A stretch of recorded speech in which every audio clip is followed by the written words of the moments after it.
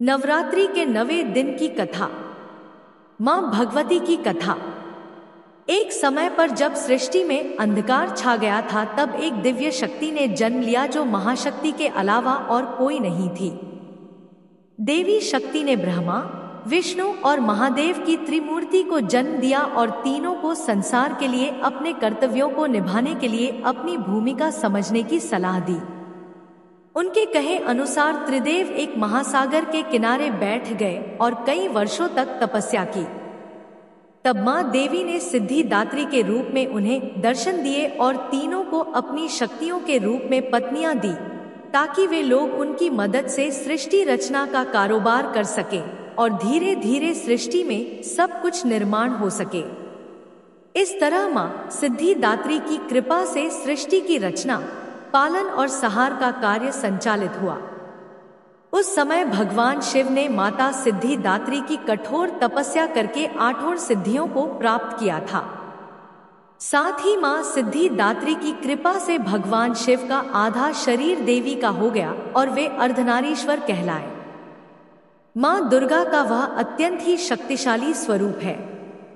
इस ब्रह्मांड की शक्ति देवी दुर्गा है, जिन्होंने समय समय पर विभिन्न रूप धारण करके प्रकृति और सृष्टि के संरक्षण का कार्यभार संभाला। जब किसी दैत्य के सामने देवताओं के युद्ध कौशल कम पड़ जाया करते थे, तो स्वयं मां आदि शक्ति भवानी सिद्धिदात्री ने अपने पुत्रों का रक्षण किया। माता सिद्धिदात्री देवी दुर्गा जो न सिर्फ नारी शक्ति का स्वरूप है, बल्कि भक्तों की आस्था का परम पात्र भी है। एक समय पर महिषासुर नामक एक भयंकर राक्षस ने चारों ओर हाहाकार मचा दिया। वह जहां तहां मौत का नाच नचाता था और उसके गण ऋषियों के यज्ञों में विघ्न उत्पन्न करते थे। महिषासुर को वरदान प्राप्त था कि कोई भी देव, पशु या नर उसका वध नहीं कर सकता, इसलिए स्वयं त्रिदेव भी उसको मारने में असमर्थ थे।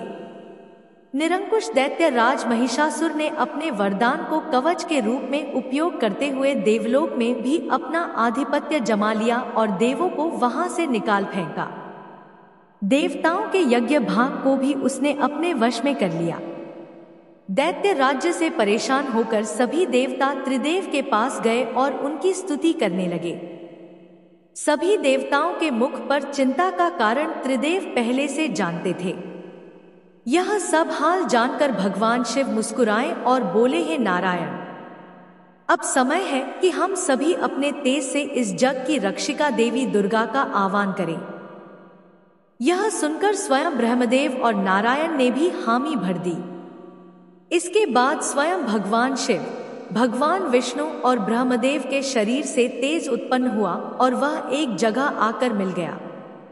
इसके बाद वहां जितने भी देवता उपस्थित थे, सभी के शरीर से महातेज उत्पन्न हुआ और सभी त्रिदेव के उस परम तेज में आकर मिल गए। उस दिव्य तेज ने एक सुंदर स्त्री का रूप ले लिया।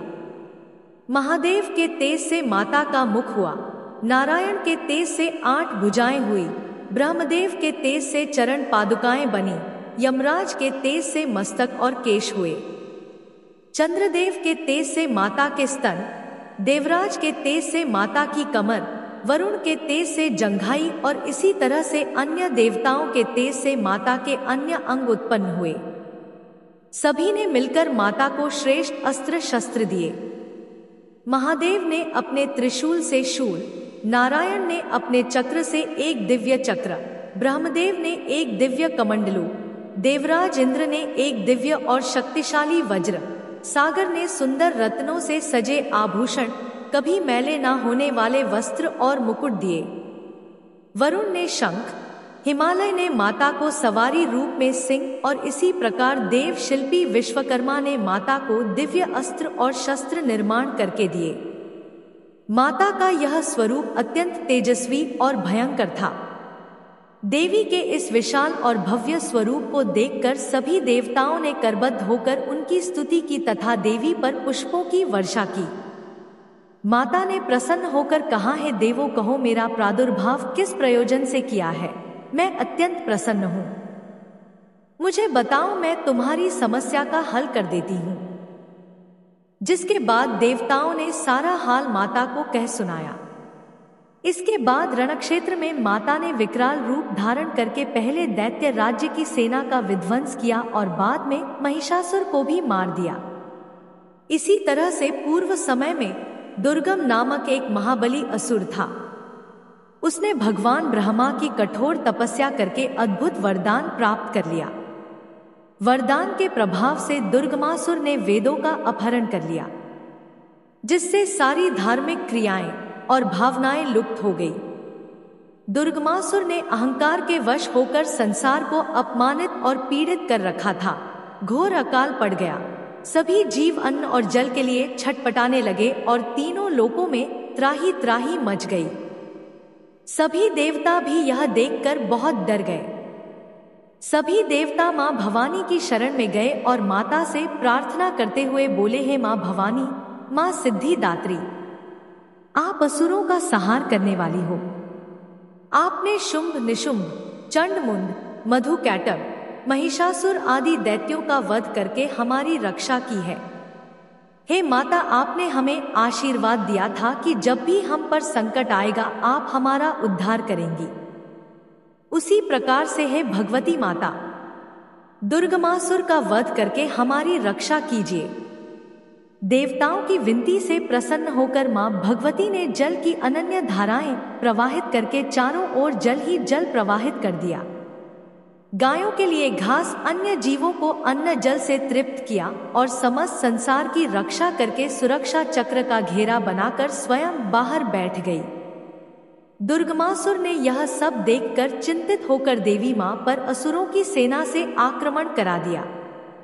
तभी सुंदर सलोनी मां भगवती ने अस्त्र शस्त्र से सुसज्जित होकर विराट रूप धारण करके समस्त असुरों का वध करके त्रिशूल से दुर्गमासुर का वध कर दिया और संसार में धर्म की स्थापना की।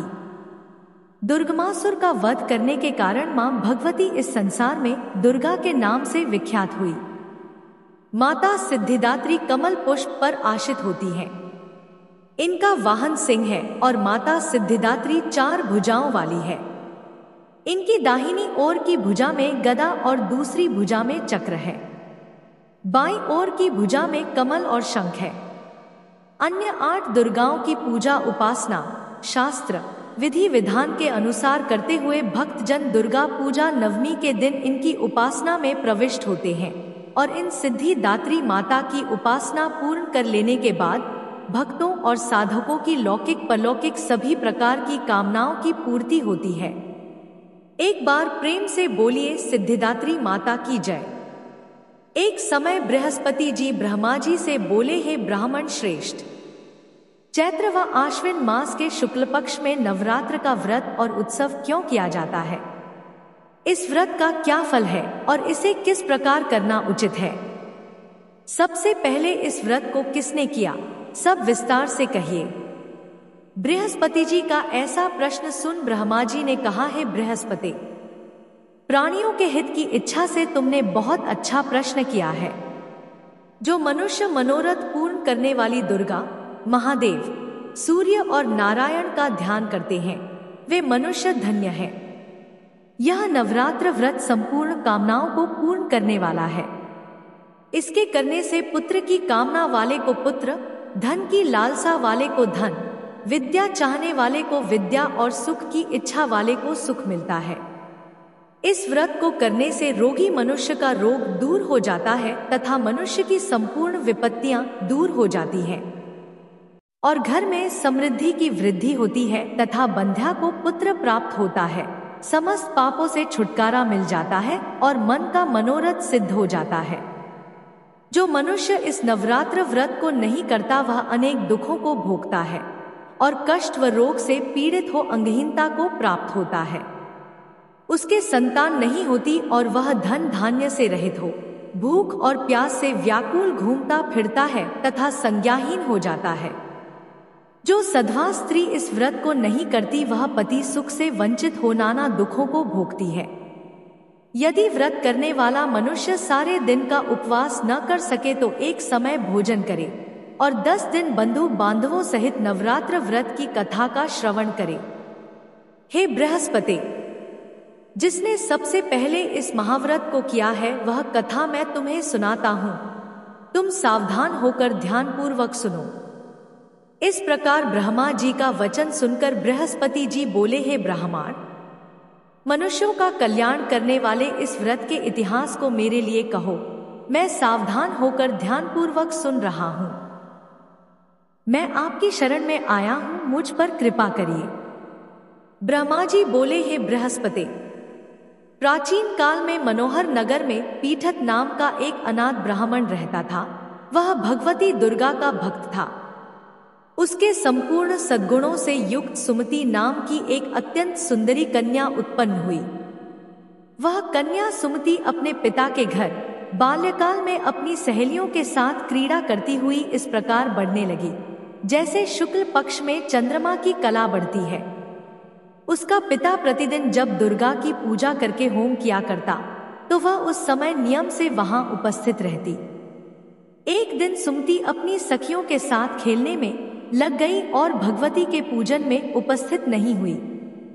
उसके पिता को पुत्री की ऐसी असावधानी देखकर अत्यंत क्रोध आया और वह अपनी पुत्री से कहने लगा, अरे दुष्ट पुत्री, आज तूने भगवती का पूजन नहीं किया, इस कारण मैं किसी कुष्ठ रोगी या दरिद्र मनुष्य के साथ तेरा विवाह करूंगा। पिता का ऐसा वचन सुन सुमति को बड़ा दुख हुआ और वह पिता से कहने लगी, हे पिताश्री, मैं आपकी कन्या हूं तथा सब तरह आपके अधीन हूं। जैसी आपकी इच्छा हो वैसा ही करो। राजा से, कुष्ठी से, दरिद्र से अथवा जिसके साथ चाहो मेरा विवाह कर दो, पर होगा वही जो मेरे भाग्य में लिखा है। पिताश्री, मेरा तो अटल विश्वास है, जो जैसा कर्म करता है उसको कर्मों के अनुसार वैसा ही फल प्राप्त होता है। क्योंकि कर्म करना मनुष्य के अधीन है, पर फल देना ईश्वर के अधीन है। इस प्रकार कन्या के निर्भयता से कहे हुए वचन सुन उस ब्राह्मण ने क्रोधित हो अपनी कन्या का विवाह एक कुष्ठी के साथ कर दिया और अत्यंत क्रोधित हो पुत्री से कहने लगा, हे पुत्री, अपने कर्म का फल भोगो। मैं भी देखना चाहता हूं कि भाग्य के भरोसे रहकर तुम क्या करती हो। पिता के ऐसे कटु वचनों को सुन सुमति मन में विचार करने लगी, हो मेरा बड़ा दुर्भाग्य है जिसके कारण मुझे ऐसा पति मिला।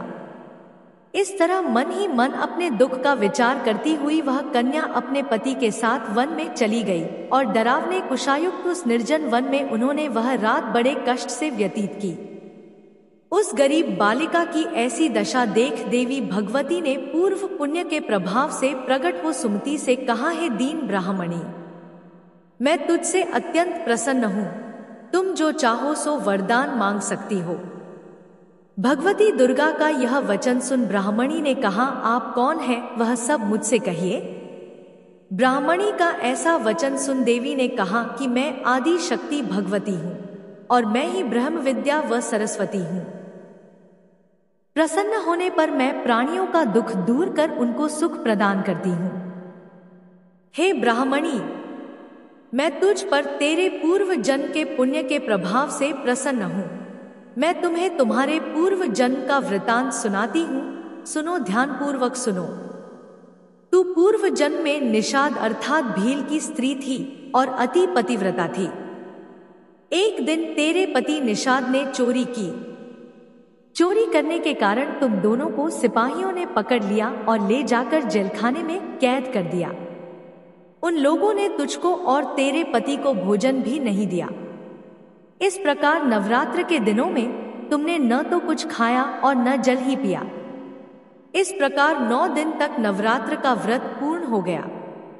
हे ब्राह्मणी, उन दिनों में जो व्रत हुआ उस व्रत के प्रभाव से प्रसन्न होकर मैं तुझे मनोवांछित वर देती हूँ। तुम्हारी जो इच्छा हो सो मांगो। इस प्रकार दुर्गा के वचन सुन ब्राह्मणी बोली, अगर आप मुझ पर प्रसन्न हैं तो हे दुर्गे, मैं आपको प्रणाम करती हूँ। कृपा करके मेरे पति का कोढ़ दूर कर दीजिए। देवी ने कहा, उन दिनों तुमने जो व्रत किया था उस व्रत के एक दिन का पुण्य पति का कोढ़ दूर करने के लिए अर्पण करो। उस पुण्य के प्रभाव से तेरा पति कोढ़ से मुक्त हो जाएगा। ब्रह्मा जी बोले, हे बृहस्पति। इस प्रकार देवी के वचन सुन वह ब्राह्मणी बहुत प्रसन्न हुई और अपने पति को निरोग करने की इच्छा से उसने वैसा ही किया जैसा भगवती देवी ने कहा। जब देवी दुर्गा ने तथास्तु ऐसा वचन कहा तब उसके पति का शरीर भगवती दुर्गा की कृपा से कुष्ठ रोग से रहित हो अति कांतिवान हो गया। वह ब्राह्मणी पति की मनोहर देह को देख देवी की स्तुति करते हुए बोली, हे दुर्गे, आप दुर्गति को दूर करने वाली, तीनों लोकों का संताप हरने वाली, समस्त दुखों को दूर करने वाली, रोगी मनुष्य को निरोग करने वाली, प्रसन्न हो मनोवांछित वर देने वाली और दुष्टों का नाश करने वाली आप जगत की माता हो। हे अम्बे, मुझ निरपराध अबला को मेरे पिता ने कुष्ठी मनुष्य के साथ विवाह कर घर से निकाल दिया। पिता से तिरस्कृत निर्जन वन में विचर रही हूँ। आपने मेरा इस विपदा से उद्धार किया है। हे देवी, मैं आपको प्रणाम करती हूँ, कृपया मेरी रक्षा करिए। ब्रह्मा जी बोले, हे बृहस्पति। उस ब्राह्मणी की ऐसी स्तुति सुन देवी बहुत प्रसन्न हुई और ब्राह्मणी से कहा, हे ब्राह्मणी, तेरे उदालय नामक अति बुद्धिमान, धनवान, कीर्तिवान और जितेंद्रिय पुत्र शीघ्र उत्पन्न होगा। ऐसा वर प्रदान कर देवी ने ब्राह्मणी से फिर कहा कि हे ब्राह्मणी, और जो कुछ तेरी इच्छा हो वह वर मांग ले। भगवती दुर्गा का ऐसा वचन सुन सुमति ने कहा कि हे भगवती दुर्गे, अगर आप मुझ पर प्रसन्न हैं तो कृपा कर मुझे नवरात्र व्रत की विधि और उसके फल का विस्तार से वर्णन करें। इस प्रकार ब्राह्मणी के वचन सुन देवी दुर्गा ने कहा, हे ब्राह्मणी, मैं तुम्हें संपूर्ण पापों को दूर करने वाले नवरात्र व्रत की विधि बतलाती हूँ, जिसको सुनने से मोक्ष की प्राप्ति होती है। आश्विन मास के शुक्ल पक्ष की प्रतिपदा से लेकर 9 दिन तक विधिपूर्वक व्रत करें।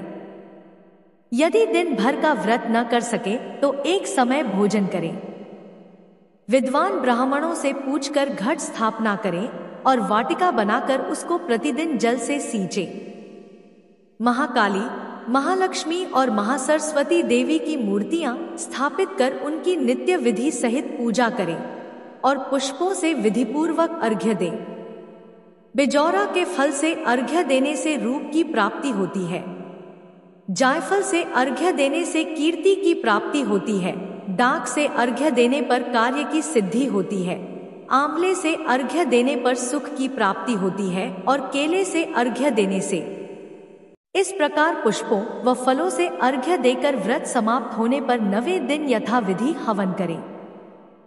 खांड, घी, गेहूं, शहद, जौ, तिल, बिल्व अर्थात बेल, नारियल, दाख और कदम्ब आदि से हवन करें।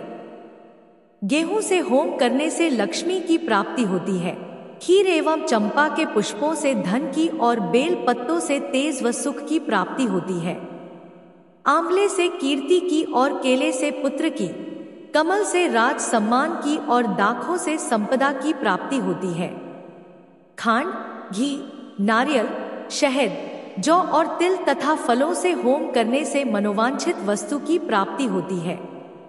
व्रत करने वाला मनुष्य इस विधि विधान से होम कर आचार्य को अत्यंत नम्रता के साथ प्रणाम करे और यज्ञ की सिद्धि के लिए उसे दक्षिणा दे।